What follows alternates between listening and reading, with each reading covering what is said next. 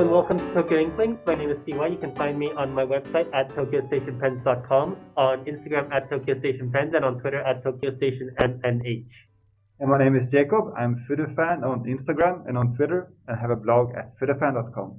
Hello, my name is Khuê, and you can find me on Instagram at MiraiCat.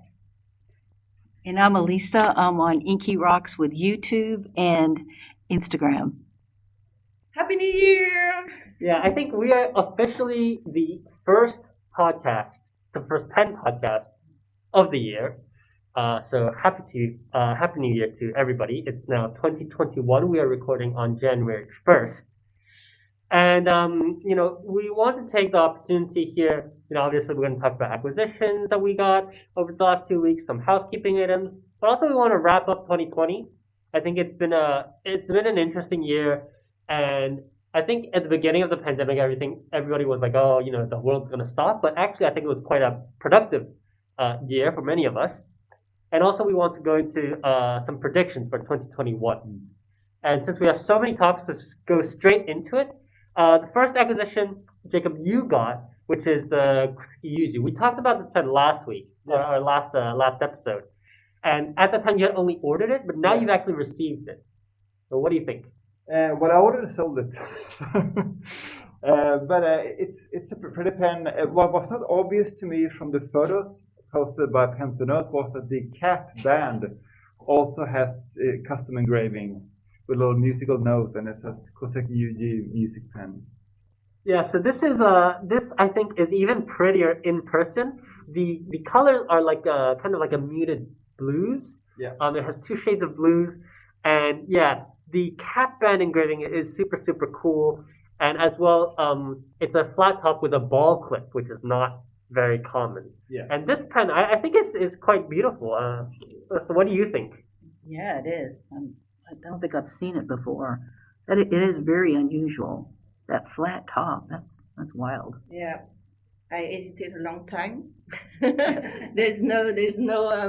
Luckily for me, there's no sparkling, so it's why I didn't bought it immediately. But it's a very nice one, and the nib engraving is really cute. And I think on your post, some people said it's sad that it doesn't come with the music nib, right? Right. It would be like really the full composition around music. But it's a very nice pen, very chic, classy. Yeah, but to be honest, I bought it because I wanted to take photos of it, not because I wanted to write with it.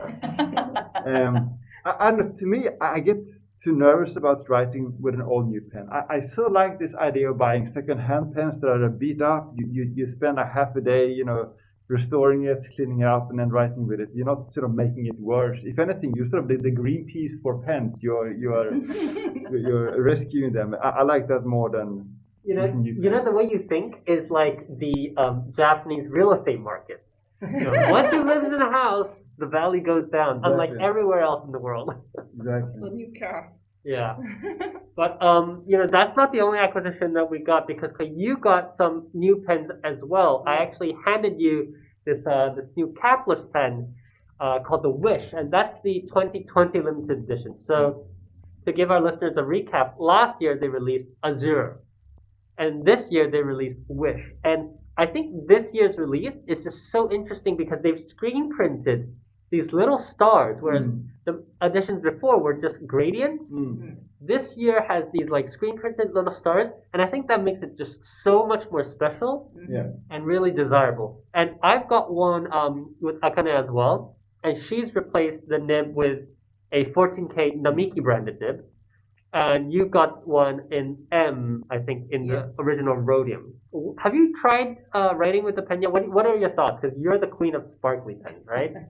It's I really like it because it's remind me of one of the limited edition, capless limited edition they made for Itoya in December 2017 that I missed, and I regret it still today because I was like, do I need it? No, of course. But it was a blue with the golden sparkles, like a gradient from the middle of the pen to the top.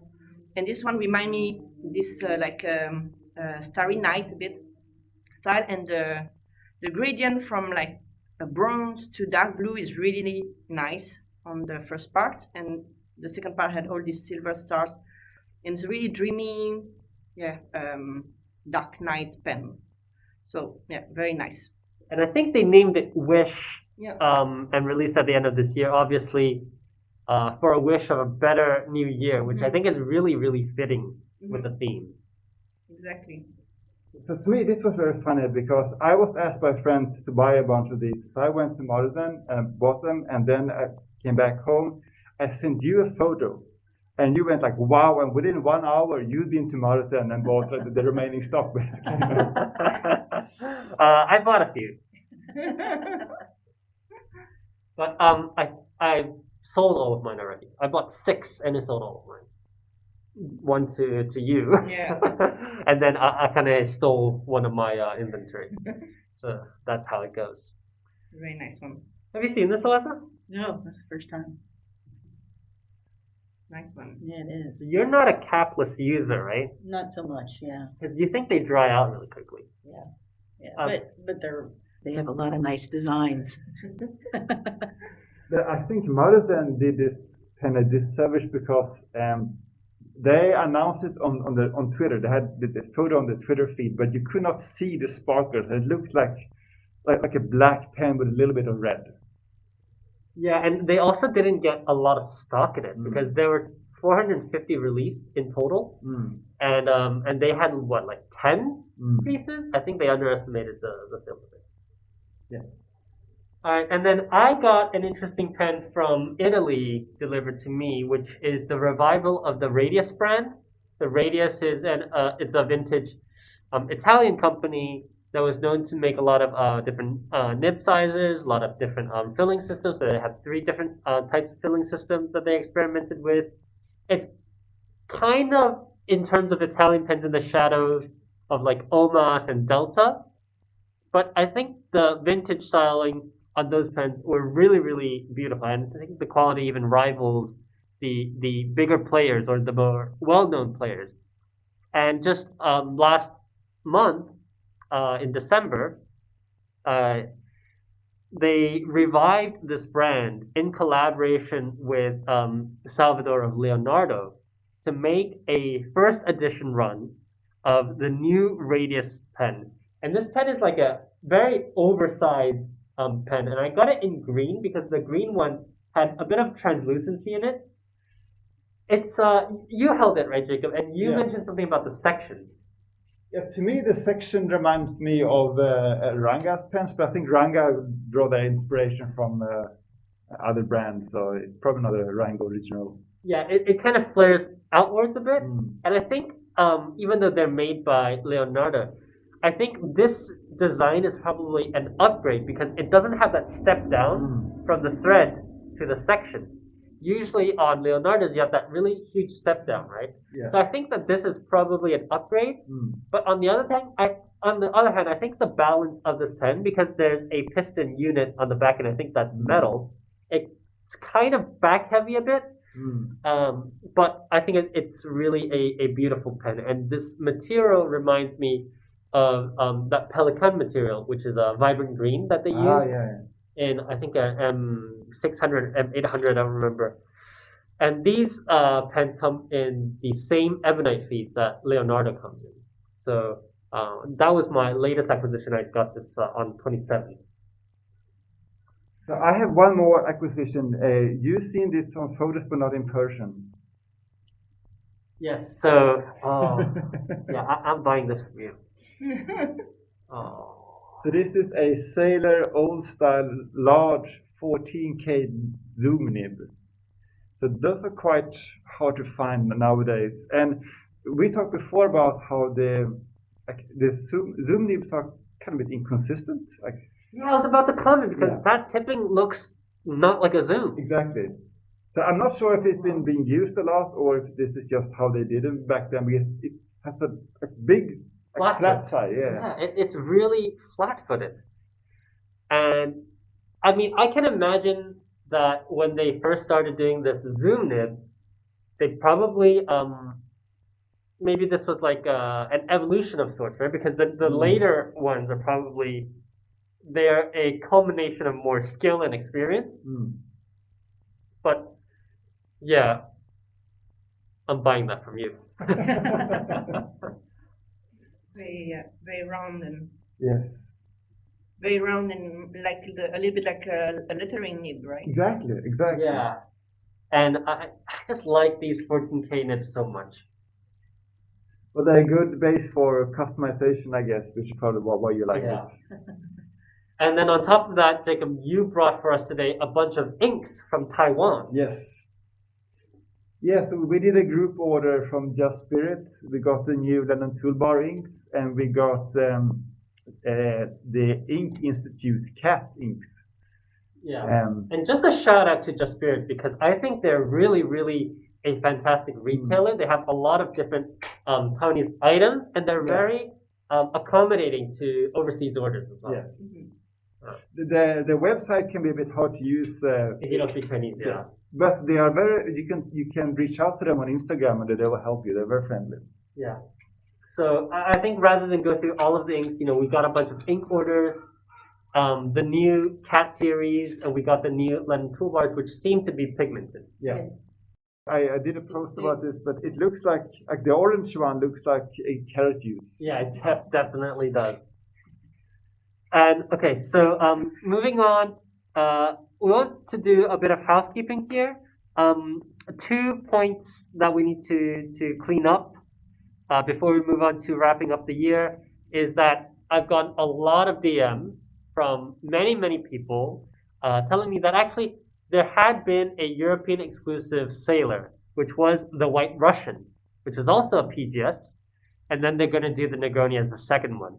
So I think the point of conversation here would be, okay, are they going to continue doing these European exclusives in form of the cocktail series and then kind of retire the Japanese ones? Well, we don't know, but we'll see what happens in 2021. The second point of clarification that we need to make is that I think 2 episodes ago we talked about this Khuê pen, which is the next in the series after last year's Kaiha. And Kaiha had Naginata M, MF, and Bs. And the Bs were all worked on by Nagahara, whereas the Ms and MFs were worked on by the apprentices. And in the press release that they sent, it seemed like that they were, instead of having the B, they were going to have Naginata M and MF, and then they're going to have the regular nibs because they showed us pictures of the regular nibs. Now, upon rereading the press release and confirming with retailers, this is not the case. They're actually going to have Naginata MF, M, and B just like last year. Except this year, we don't know who is grinding the B nibs. So I think it should be a little bit different from last year's Kaiha because these will be the non-Nagahara nibs, and they will not have the regular nibs on the Khuê. So just 2 points of housekeeping before we wrap up 2020. But now that the year has ended, I think it's appropriate to think back and talk about maybe some of our standouts. So I've made a bunch of categories, and maybe we can do like a rapid fire style. I'm sure we're gonna go long into this. Standout pen, Jacob. Yes, I did an Instagram post about this, and my favorite pen this year is. I mean, just look at the table here. There's a lot of Moonman T1s here, and there's a reason for that. I think it's your favorite too. It was definitely my favorite pen of the year. It's a $25 piston filler.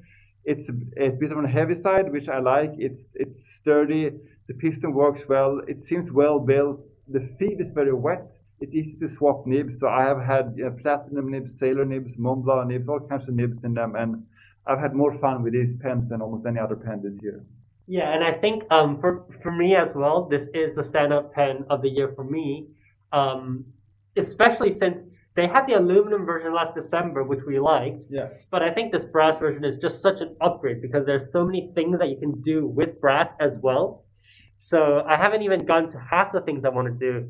But for example, I have a rhodium plated brass Moonman here on the table. Khuê, you have on the table a martelet kind of rounded Moonman on your side. I think the beauty of these pens is that they're so versatile that you can really put in a lot of interesting nibs. You can do interesting designs. You can just mess around with a pen and have so much creativity in this one simple product. And for $25-$30 with a piston filler, I think the Chinese manufacturers have proved that you can make great piston fillers without breaking the bank. And I'm hoping that other manufacturers are taking note of this. Okay, standout pen of the year. Yeah, so as I answer Jacob on his post, I'm playing the limited edition game, so all my pens are sold out. I'm really sorry for our listeners, but as usual, I got trapped in Shishikura-san sparkling pen, so the Sakura Tsukin. Tsukiyozakura. Yeah, it's Tsukiyozakura, and then the maple leaves. Both are like sparkling 3 colors, Sailor Pro Gear, and and you're in luck because I asked her for you, and she is planning to release. So this year she did spring and autumn. She is planning on releasing summer and winter pens as well. Yeah, I was guessing that there will be the next one and the Maruzen special one. So I know that I'm already in debt for 2021. the year started very well. So to say the Pro Gear for you. Yeah, Sailor Pro Gear, and I really enjoyed the Bungo Box Twinkle Stardust. Yeah, so I stay in my sparkling category Sailor. I'm probably the only one here that didn't really like that Moon Man that much. I know. I think we've got some real strange people here that they're always changing out the nibs and doing all this funky stuff, which is what I love, but I think a lot of people don't. And the Moon Man nib is just kind of a boring nib. But yeah, it's an okay pen, but it's very cap heavy, and perhaps I like their aluminum one better. But it's definitely a pen for people who like heavy pens. And it's also a pen for like you guys. Yeah, but the door is that way. Well, I take advantage of it, so it's a pen I don't particularly dislike, but I don't particularly think it's a standout. For me, it'd have to just be the shiny, the Iris, the TWSBI VAC 700 Iris, just because it's readily available. I hear they're going to be bringing out more of it. The VAC 700R is a much better pen than the VAC 700. It's in the affordable range, but it's really very different, and it's a different kind of sparkly, so I like that too. And I heard that they actually plated the nib very well, right? Yeah, I'm not having any problems with it at all. Yeah, and also it's very clean on just the one section near the tip. Right. And TWSBI's, you get value for your money with TWSBI. All right, standout ink.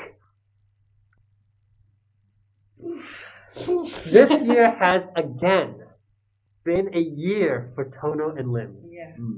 We don't talk about them on the podcast anymore because, for one, I suffer from Tono and Lim's burnout. Yeah, we all do that.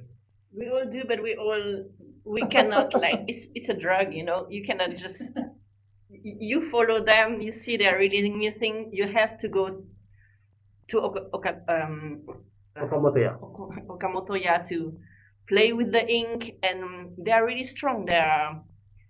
They know how to attract weak people like us. So you never get out from there with empty hands, unfortunately. But then, on the point of Tono and Limbs, it looks like they're actually trying to expand out to Europe because, Jacob, I think I sent you a post yesterday where they're actually making a store exclusive for I think they're a maker. They're a pen maker, or at least they're a pen engraver in Europe called Fellow Pens, at Fellow Pens. And they're coming out with this blue store exclusive for them, which I think is really interesting and is going to be a source of success for their future business model, because I think now everybody and their mothers and their grandmothers has some Tono Lim store exclusives. So just Japan will not sustain their business. For me, this is definitely a case of recency bias, but I really, really like this new carrot juice ink from Lemon Toolbar. So Um, for the last few months, I've been doing a lot of studying and taking a lot of notes, and so I've been wanting to use water-resistant inks, and I've been mostly using Lennon Toolbar's atmospheric line. So they have especially Twilight and Cloudy Day. They are very well behaved, easy to clean, permanent inks, and they look quite nice. And I think the three new inks here are also in this atmospheric lines, and I really like the color of this new orange one. It's got a bit of halo effect, and it's quite light, but in the food enable such as this, it's beautiful. Yeah, I think my inks of the year will probably be along the same line, the Ink Institute's Metro series that they did for the Taipei Metro.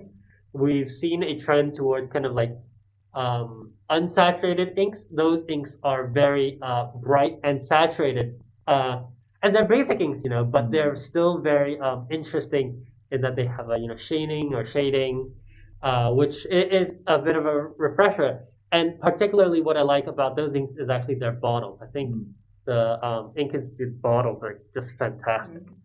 And like about if I come back to Tono and Limbs, like we went with Akane the other day to play with some of their line, and they have released this line of like Alesa showed us this just glittering liquid that you can mix and play with any of their inks. They say to avoid the pigment one because it's too thick, so it's not very good for fountain pen with the shimmering inside. But this is crazy because then any plain ink you have, you can just mix blue, shimmering, silver, purple one, and it will make you kind of a rainbow, unicorn rainbow range of ink. And this is a new step because then you can really customize all your ink by yourself by either adding shimmering or toner to make them lighter and stuff like that. So this is quite a next step. And Pannonia from Poland, I believe. No, Romania. I don't remember. Anyways, Pannonia EU. They actually also have mica powder that you can buy separately to add to your inks. The difference between the Tono Limbs and Pannonia glitter is that Pannonia is only selling the powder, whereas Tono Limbs sells it in a liquid form. And if you add the Tono Limbs liquid, it actually desaturates your ink and changes the color of the base ink as well, not just adding shimmer. So it kind of adds this new dimension to it as well. Romania, yeah. But they are available in Japan now, right? There's some distributor in Hokkaido. Yeah, Sapporo, yeah. But they're very big too now in Japan. Really successful, I think. Yeah. And also your ink of the year. Well, it's definitely the Yachting style turquoise ink, but that's just really hard to get. I've never used an ink like that where it's waterproof, it's incredibly smooth, and as I've said before, it's kind of cushiony, which is a very unusual thing, and it behaves very unusually, but it's a difficult one to get. So as far as a line, I think it's overlooked a lot is the Kakimori inks. They changed over from a dye base to a pigment base, and it's a paint company now that makes them. And they're for a pigment ink, they're really smooth and very liquidy, and I think they're easy to clean up, and they're all waterproof. So that would kind of be something that's a little bit overlooked. But they do feather in almost all papers. Oh, seriously? Yeah. Maybe you just use crappy paper. All right, speaking of paper, let's start with you this time. Your standout paper. Absolutely, the new one that Yamamoto Paper came out with is the new premium, the Takasago Premium Bank paper. It's definitely very different, and it's kind of like the way when Graphilo got introduced.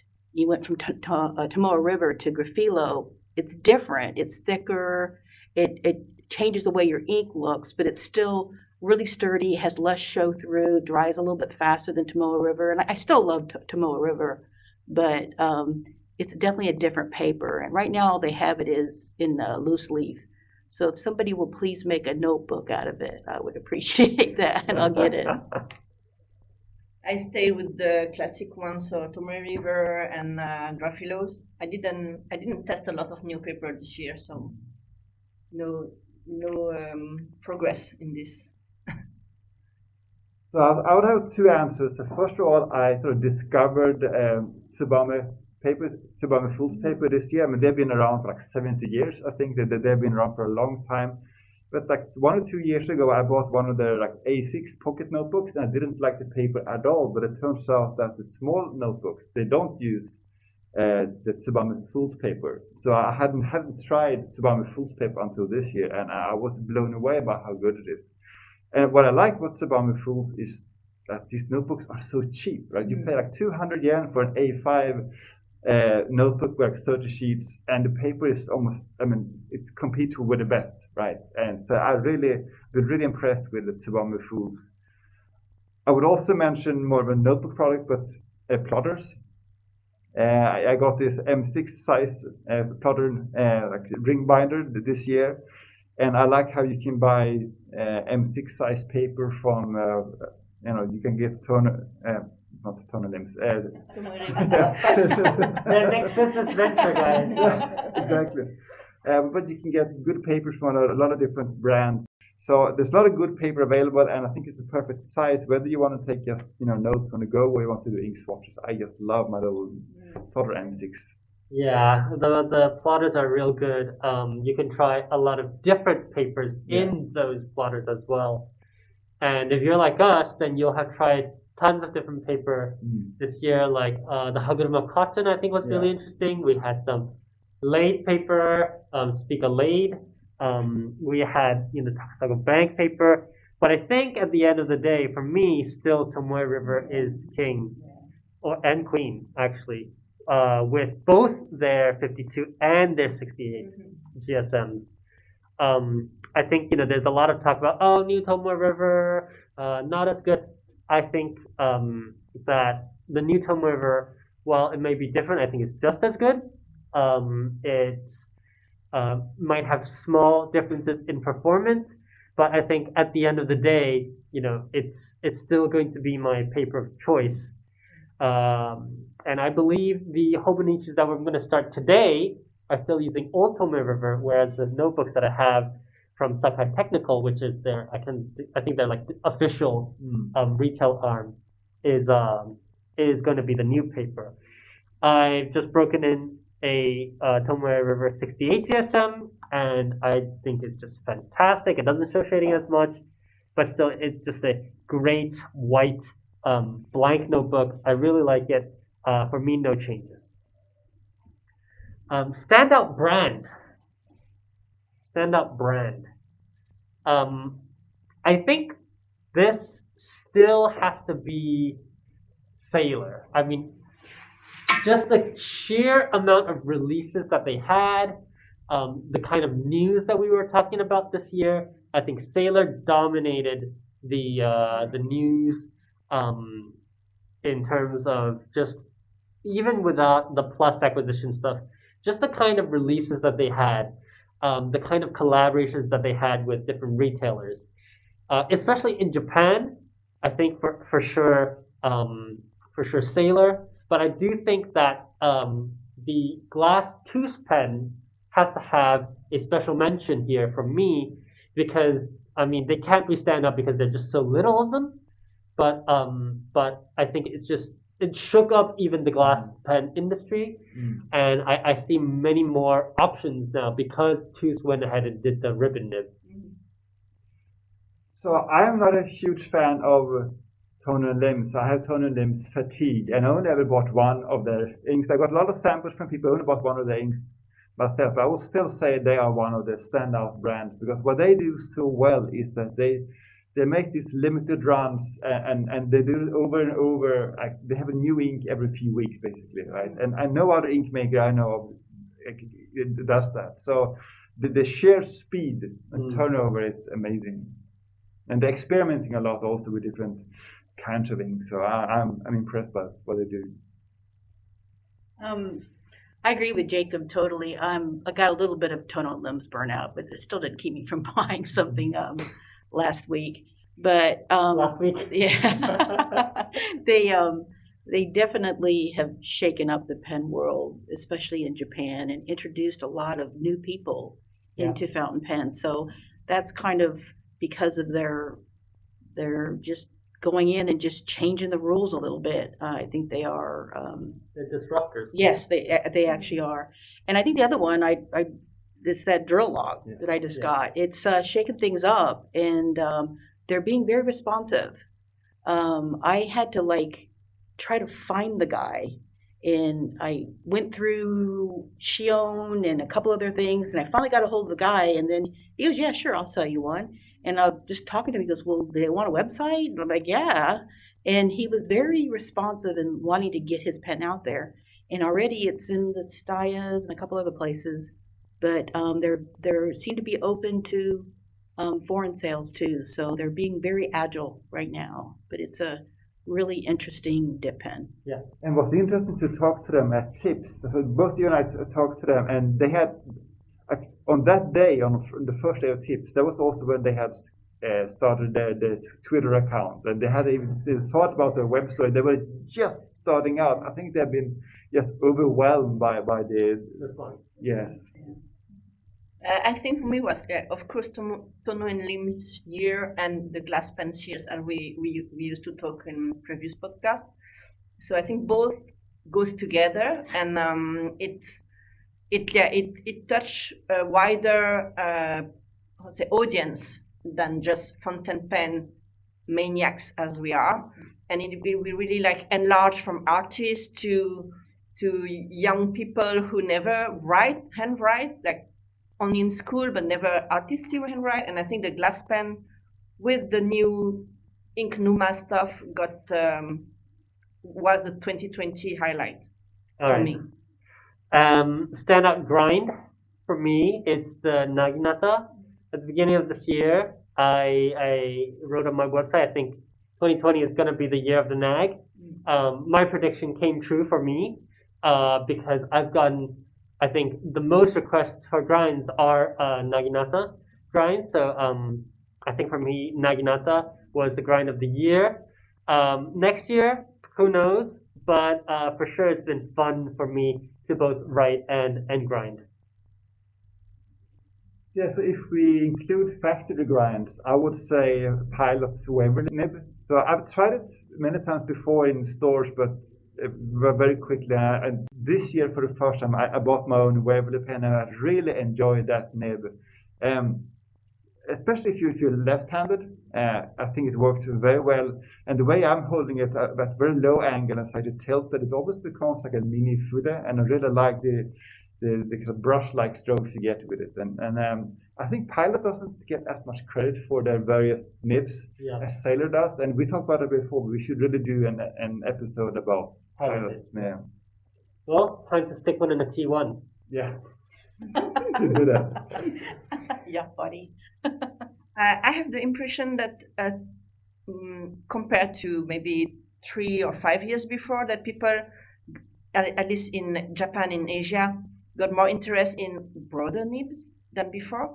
And I think Betchori is one of the main actors in this game because he used this monoline nib, and so people start to play with lettering nibs, Fude nibs, Naginata nibs, and you can see that it's getting more like calligraphy style and stuff like this, like Romanji calligraphy style, not only Asian one.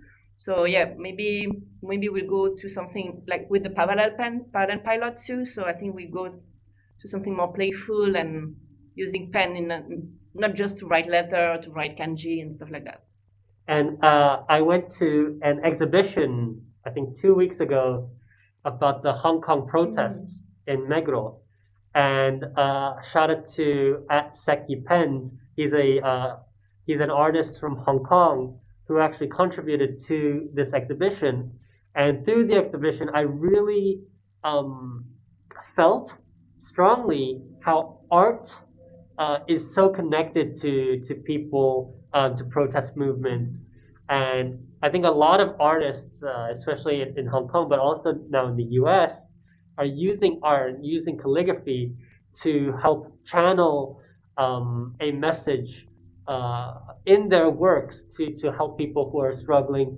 And I think, for me, it's one of the first times where I really, deeply felt that art has a transcendent purpose beyond just the beauty of it. Oh, I don't have a specific nib. I just whatever CY gives me, and then whenever I see Nagahara-san, whatever his nib of the day. But yeah, those two are great. All right. Next is the standout news, and I think Jacob, you and I we're going to be pretty aligned on this. But the Plus acquisition has to be the standout news of the year. If you want to hear our reasoning for that, go listen to our emergency episodes. Any other outstanding news? Do you think? Tomoe River, the change. That happened 2 years ago in 2019, but people got wind of that this year. So I think for paper fanatics that, but for us, Sailor Plus acquisition. But there was also one more thing that we probably have almost forgotten about now. Earlier this year, Japan Premium Pen Show was announced, and then just like it was 1 or 2 months later, it was cancelled. And the official reason for the cancellation was the pandemic. But I mean, we all heard that it didn't seem to go as well as they were hoping for, right? So I was very surprised that they were even going to try to do something like this. I think that they were meant to have this pen show at one of the very fancy hotels. I can't remember where. Shinsenzo or Yeah. something like that, yeah. And was meant to be very expensive, and they're going to have international vendors, and it seemed overly ambitious, and I'm not surprised. I mean, I think even if the pandemic hadn't happened, I think they would have had to cancel it. Yeah, what I heard was that there weren't many vendors that wanted to come because of the extreme table fees. Yeah. Yeah. Any other standout news to you? I think we're covered on that then. Standout up and coming, and for me, this is, as you said, the Drillogs pen. Yeah. I think it's too new to be standout brand of the year, but standout up and coming for sure. I think there's no other contender. All right. We're all in agreement. Yeah. And then the stand-up event. Any stand-up events of the year? I went only to Inknuma, so I cannot compare it. Also, I think the two biggest ones were Tips and Inkunuma. Well, you all have the bigger Bungo Yoshi too, but that was not quite, fountain pen and ink. There's also Ink Ink Ink, but which we've all forgotten about. Yeah, but yeah, that was also small. But I think Tips was far better organized. Yeah. But I personally enjoyed Inkunuma even more. You think Tips was better organized than Inknuma? I think Yeah, absolutely. Yeah. the main problem I had with Inkunuma was that you had this one line to each table, right? But there are two things you could do at each table. You could try ink Right. or buy, right? So if you wanted to buy something, they were like, You can try it, in front of you wanted to try it. But I really enjoyed the iPad conversation with the retailers. Yeah. I think this was really cute and nice. Yeah, I agree. I think the overall standout for how crazily of a bad idea it was Bungo Haku. Yeah. Over 19,000 people in attendance. So crazy. Lots of people, no social distancing, and I think Inknuma was just like a mini version of that. Tips was far better controlled. I think that I still prefer Inknuma and Bungo Joshi's way of payment, where you collect everything you pay at the end. But That's what makes it so dangerous, though. Yeah. You don't know. But that's what makes it a good event. Yeah. Whereas I think Tips was better organized in terms of operational wise, but I think there is still room for improvement for everybody. All right, so that's our wrap up of 2020. Then we have some time to do some 2021 predictions. Because 2021 is going to be a huge year. We're still going to be in the pandemic for, I think, the good part of the year. But it's actually Sailor's 110th anniversary. So I'm hoping to see a limited or special edition commemorative pen for 110. And I think they might do the year after too for 111, but I'm not sure. 110 for sure. I think it's a big year. What I'm hoping for is something like the 95th anniversary, like like a King of Pen Realo with a King Eagle nib, right? That's like wishful thinking. Realistically, I think we're going to get a bamboo pen with a Pro-Gear nib and something ready. Any wishes for Sailor 2021? Sparkles. More sparkles. More sparkles. Different nibs. Different nibs, yeah. Pen shows? Any expectation for pen shows? I think what we saw this year was that the event organizers, regardless of the pandemic, are going to hold their shows. I think it'll be interesting to see what Itoya does, because I think they're the first one with Ink Ink. Yeah, I haven't seen anything yet, but I think last time they also announced it fairly late. Yeah, just a few weeks before. Maruzen is going to happen. I'm happy that there's going to be less people, hopefully, fingers crossed. I've already pre-ordered a bunch of stuff, but I want to see if they have their previous year's inks back in stock. I think there's going to be fist fights over Ginkan. Yeah. But otherwise, I think outside of the U.S., everything is, in the U.S., everything's going to be shut down. And then here in Japan, everything will probably still go forward. And we hope that Taiwan will go down. I'm waiting on it. Yeah. Yeah. That's not till the fall. So by then, I think things will be, I think it's like around October, November. Yeah, but I don't think so. And the reason why I don't think so is because the rest of the world would not have had vaccines yet. Or maybe they'll just close it just to like certain countries, like a bubble.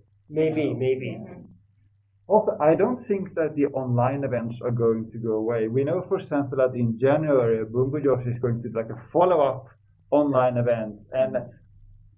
And the main reason is that, I mean, if you live far away, even if the pandemic becomes more or less under control, if you live far away, it might not be feasible. They're missing the 11,000 that didn't go this year. Exactly, right? So, and I think, I'm not sure if they're going to think about that, but I would love to see them think about the international audience, right? So, and Tone and Limbs Inc. events where you can participate and buy from overseas. Yeah, I'm hoping for a better organized online event, because I think the way that they're doing it on Instagram Live, where you have to jump from page to page to page, is just not working. Mm-hmm. So one thing that Tone and them started doing was invite only Zoom. Yeah, I think those will be much better. All right. Any updates on predictions for the ink scene or Ink Numa?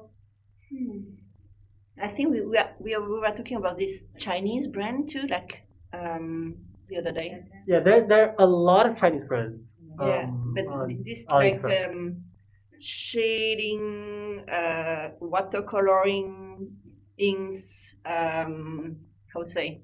It look like when you do a swatch with them, it look like a watercolor painting already. You don't need to add anything on it. So I think we are playing in this more like auto color changing inks. Tono and Nim already made one series about it with the Japanese demons. How to say?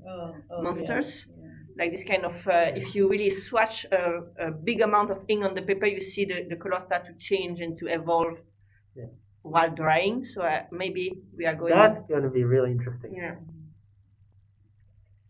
Ink Numa? You're the biggest Numa we know. Yeah, exactly. I'm hoping for another year of Pelican Blue Black Iron Ball. All right. Well, I've got some that I'm going to hang out there and just go ahead and say it. I think shimmer is on its way out. And I know that's very unpopular, and then turns around that Tag's going to put out a super shimmery.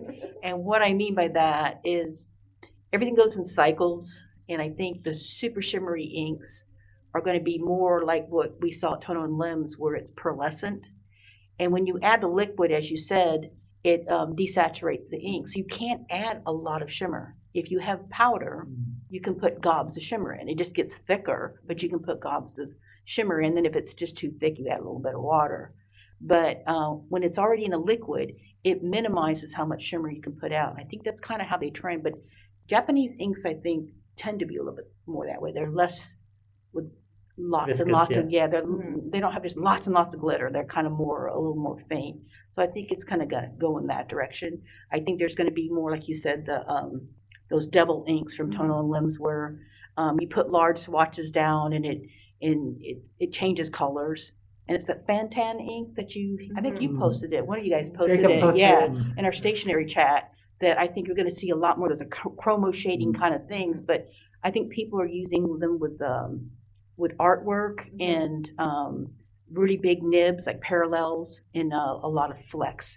And those are starting to show that off more. And I've seen people like write and then drip water all over it. So I think you're going to see a lot more of those, even though at first it took me a while to get used to them. But I think those are going to be the trends in ink.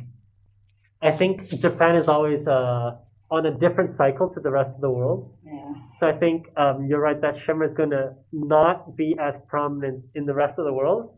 But I think Japan has just started their shimmer adventure. It could be, because shimmer came into the market only last year. I mean, really came into the market. And it's really faint. It's not like really, really glittery like some of those shimmers. So, Tag's new shimmering. I'm really excited for the lapis lazuli. I think, Tonal and Limbs are shimmer crazy people. So we'll see. I'm not sure if we'll see it in one of the big manufacturers, because I think if Pilot, Platinum, or Sailor do a shimmering ink, in particular looking at you, Sailor, if Sailor does a shimmering ink, I'm getting it. then you'll know that it's in the full cycle. But otherwise, I don't think shimmer is dead in Japan. So next predictions, Platinum's yearly limited edition. I think it's safe to say, we were talking about this, at least in Japan, that the Platinum Shiun, which was extremely, extremely hyped, did not perform to its expectations, especially when we consider it against the previous year's Nokka. Nokka sold out immediately. You couldn't get it in the stores, and Shiun is still in the stores 6 months later. So I'm hoping that they move away from these kind of all. I like the facets, but I just don't like how it's like across the body in that way. I think maybe some straighter facets could be interesting, but I think the Shiun was almost a bit too similar to the Rokka in the way that it was faceted, and even though it was purple, it didn't live up to its expectations. I'll just agree with you there. I think what just killed the Shiun, I mean, that's what you have me here for, right? Yeah. The price, right? It's the price. It was flat out the price. I think they stuck it out there by doing those weird concave facets. And I'd like to see more of stuff like that. But those are harder to do. And I think you'll see with this year's COVID year, that a lot of people just changed coloring and stuff. Like the VAC 700 Iris, it was the coloring. It wasn't a new pen. The Platinum Venus Belt, that was the gradation of the coloring. And those are easier to do, right? But I think they really stuck it out there and did something that probably took some remachining or something. Yeah. And I like that. I think the Shiun is going to probably hold its value for me because I bought it here in Japan. But I think the price just killed it. And I think had the price been more in line with the Rokka, it'd have sold out. So it was what, $100 more expensive than Rokka in Japan, right? Oh no, it was 5,000 yen more. I think like 30 or 35. Yeah, 35, I think. Yes, I got mine for 35. Yeah, I thought it was approaching 300. Yeah, 300. Yeah, and then in the States it was like 470. Yeah, that's what I was gonna say. In Yeah. the States, Yeah. the pricing was just outrageous. Yeah. So But the same with the Sailor Four Season, right? That the Yeah. price was raised because they Three changed the times. name. Yeah, 3 times. Yeah. What I would like to see is a platinum limited edition with a music nib. That would be interesting. A soft music. A soft music nib. SMS Platinum, get on it. Yeah. now you're asking. You for have 1 money. year. Yeah, you have 1 Yeah, year. 6 months. All right. Any paper predictions? And this might be more wishful thinking, but I would like to see. The two things I want to see. I want to see more refills. Yes. So like Grafilo, Tsubame, Midori, MD for plotters. The other thing, or just like the planners in general, the other thing I would like to see is some kind of paper subscription or notebook subscription. I don't think a big company would do that, but Yamamoto. yeah, exactly. I was going to say that Yamamoto Paper, I think, are well positioned to do something like that. We should collaborate with them. Yeah, he's very nice. I met him many times. Yeah. He's really, really nice. I think he speaks English too. Yeah. Yeah, he does. Yeah, very well. Yeah. All right. Any paper predictions from our Numas? Year of the paper. I'm calling it right now. So Year of next the year you paper. guys can come back and laugh at me, but it's the year of the paper. I think a lot of companies are coming out with paper. I thought Tips was super paper heavy. And I think, with the fist fights they had over the old Tomoa River, new Tomoa River, people are really coming into like thinking of paper is another Important, selection. yeah. Yeah. So I think this year you're going to see an explosion of paper. Okay. That's interesting because a lot of paper sources are saying that they're consolidating Yeah. the. But I mean paper types of manufacturers. paper. I don't mean the companies. I mean types of paper. You go to Comiterior and there's about 86,000 types of paper, and most of them are fountain pen friendly to an extent. So, and then they said Tsubame. I'm totally on board with you on Tsubame. They are just going after the pen, the pen group, the fountain pen group. They really are. I want a fountain pen friendly washi paper. So not washi tape, washi paper. Good luck with that, man. And That's gonna be Nengadjo, tough. it was terrible. On some Nengadjo, you cannot use anything but the ball pen because the paper Or Sharpie. Exactly. Yeah. Some just like I told you when you try my Nakaya that the nib was because the paper was just like disintegrating fiber, inside, like on the nib. That would be awesome. That would be awesome. Totally. But speaking of washi tape, there is washi tape that you can use Yes. with fountain pens, and I got mine from Just Spirit. It's the traditional, we call it the 9 blocks that you practice Chinese characters in, and we'll have a link of it in the show notes. That one I used for my post yesterday, Yeah, New Year's. and that is really cool. That's definitely going in my Hobonichi. Yeah. I'll have to check that out. It's very nice. It's very cute. It's so Yeah. small. It's so cute. And then lastly, I think we're all really, really excited is Taiwanese stationery. I think it's been creeping up on us. And I think that Taiwan is going to have a great year of stationery next year. They were largely unaffected by COVID. I think Taiwanese makers and artists are so creative, so original, and they're not bound to large companies.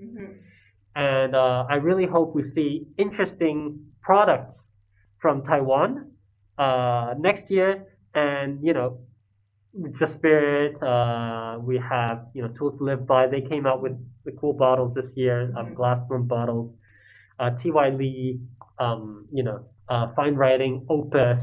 We're gonna have Ink Institute. So many interesting brands in Taiwan, Len Tu Bar. So I'm hoping that next year will be a great year for Taiwanese stationery.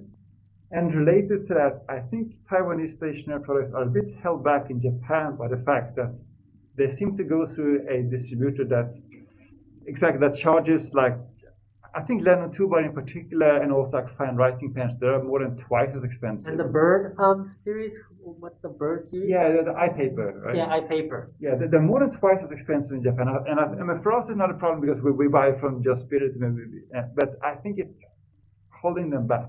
I would really like to see a major distributor lowering the price. All right, Just Spirit, call me.